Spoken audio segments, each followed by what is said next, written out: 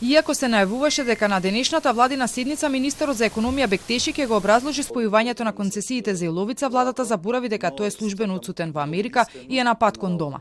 И додека владата се заплеткува во дополнителни објаснувања, дел од правниците велат дека се небулоза тврдењата кои досега излегоа во јавноста, дека министрите на седницата кога се носела оваа одлука не биле запознаени со предметот, па дури и дека биле измамени.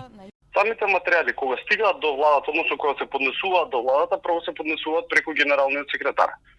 Генералниот секретар ги проверува од аспект на формалните елементи. Прво, дали се во точен образец, дали има информативен меморандум со точни податоци за што станува збор во материјалот. Дали сите релевантни државни органи претходно имаат дадено мислење.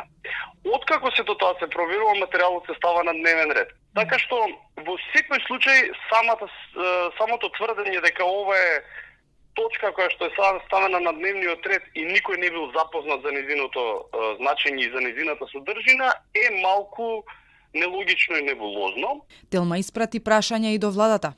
Ве молиме да не го доставите меморандумот за спојување на концесиите за иловица кој министерот за економија Крешник Бектеши го доставил согласно член 73а став 1 од деловникот за работа на владата.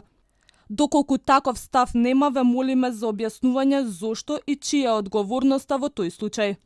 Дали и на кои комисии е разгледуван материјалот и кои се заклучоците од тие комисии. Но одговор од таму не добивме. За експертите спорно ќе биде можното повлекување на веќе донесената одлука на влада. Во суштина од повлекување на одлука во правничкиот речник не постои. Постои огласување на одлука, огласување на управен акт за ништовен.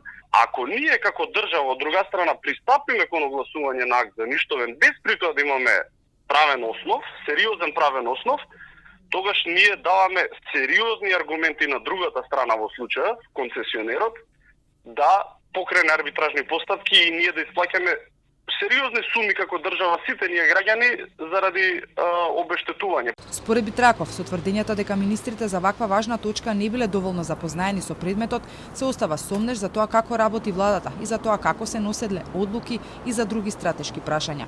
Најавите за нови седници и проверка на владината одлука доаѓа по масовните протести на граѓаните против отварањето на рудникот Иловица во Струмичката котлина и по одлуката на владата да ги спои концесиите, иако управниот суд не и наложува на владата тоа да го направи, туку јасно кажува дека таа сама треба да носи одлука за ова прашање без разлика таа во која насока ќе биде.